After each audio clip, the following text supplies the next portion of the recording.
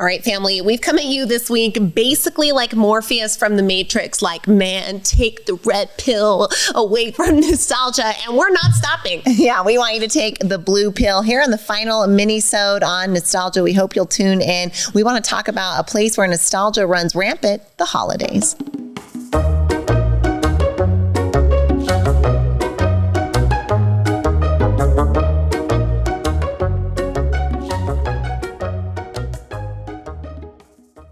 If you're hearing all this culture talk and want to be a part of a thriving, growing culture, we want to invite you to be a part of Squeeze In. Squeeze In Franchising offers you the chance to bring a culture and a vibe like Squeeze In to your community. You can make money, you can get time freedom for you and your family. We would love to have you as part of our Squeeze In family. Join us in the ownership team and go to squeezein.com/franchising. You're enjoying this episode on Angel Phoenix Productions Podcast Network. To explore a complete lineup of quality programs and media production services, head on over to angelphoenix.com or like our Facebook page at facebook.com/Angel Phoenix Productions.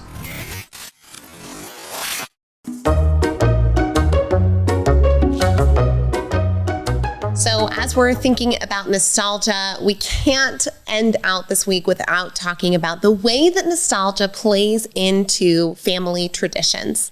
Right, especially around the holidays. This is when we see most families have the most traditions, is collected around those times of celebration and those times of holidays. So you probably, depending on what your family celebrates, can think of those holidays and get that feeling, right? It's either a positive nostalgia feeling. If you're like us, you were lucky enough to have incredible, loving, supportive, positive family, and you have good anchors in your family, then when you think back to those traditions, you get that happy, yearning vibe of nostalgia. If you did not have happy holidays, or if you've lost someone around a holiday that's significant for you, then you might have the opposite of that nostalgia, right? A lot of folks who've experienced something traumatic around the holidays will say, gosh, I remember the holidays before the incident and I remember the holidays after, and it leaves this cloud, which is magnified by that sense of nostalgia. So whether it's for good or for bad, a lot of us feel nostalgia around this holiday season. So a quick example for all of you, in 2019, you've heard a little bit of our journey around vegetarianism. We kind of went through this 8-week process of like, are we really going to like commit to like a no meat lifestyle? Because it's a fairly large lifestyle change. And at that particular holiday, and the thing, Shai, if you'll remember, that I personally was grappling with leading up to it, because it was about October that we gave up meat. And I personally grappled really hard with the idea of not eating Thanksgiving turkey. And I even said to Shyla, I think that I'll just have my Thanksgiving turkey and then I'll be done, because I've got to have turkey on Thanksgiving. Now, I think the universe gave me a blessing that year. I was horribly sick during that particular Thanksgiving. I had a terrible cold. I did not feel well. And I think that saved me from even wanting to eat turkey, which I did not, which would have broken for me 8 weeks of not eating meat. But it was a big deal. Yeah, it was. And we think about the holidays too, all kind like what is the traditions that you have. If you're like us and you're a Christmas celebrator, you've probably got this like lineup of Christmas movies, right? Like we gotta watch these 5, right? Like, yeah, there's certain ones that are going to be on the list every year. Now for us, there's 3. Well, there's 2 that play on Christmas Day for sure. One is White Christmas, because that's my absolute favorite.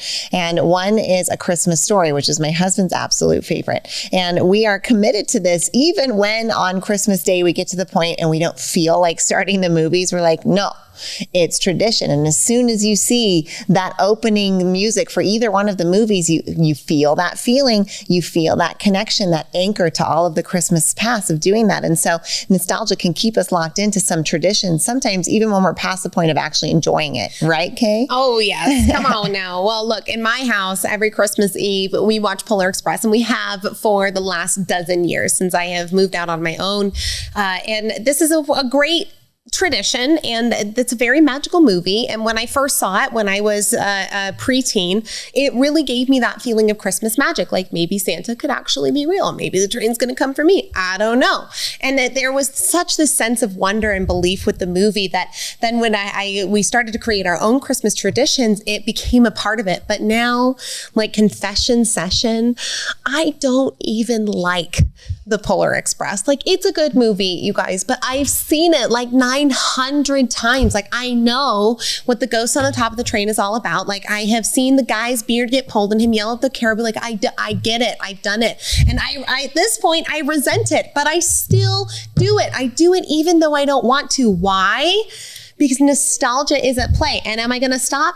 No, but at least I'm conscious about what I'm engaging in. Well, final story for you as we close out today's mini-sode. Speaking of Polar Express, they actually do a Polar Express event here in our Northern Nevada area. You can take your kids, you can go on a train. It putt-putts for like 3 miles. It arrives in a North Pole. You don't get off the train, but Santa gets on. He hands out his bells. Bada bing, bada boom. You putt-putt back to the station. And they do that 3 nights a week from November through December. Now, the first year that we went, the kids were like 5 and 2, like 5 and 2. And there was magic. They loved it. We loved it. It was beautiful. The next year, same. They're a little bit older. They're even more into it. They love it. We love it. The magic is there. Well, let me tell you, 6 years later, and we were still doing the Polar Express. And the last time we did it, I think the twins were like 10 and Annadelle was 7. And we were like, why are we here this year? Why did we spend hundreds of dollars to be on this train? Because of nostalgia, because of those pre-established memories. So as we close out here talking about how we examine the role of rigid adherence to certain traditions, it's okay to keep doing them, but think about the role of nostalgia and how it has played and had an impact on you in that decision making. Now, all of this veil lifting comes at you, as always, with so much love from your sisters, Kay and Chai.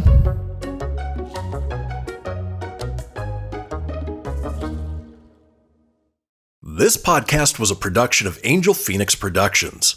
Explore more episodes of this show or other great shows on the Angel Phoenix Podcast Network by visiting angelphoenix.com.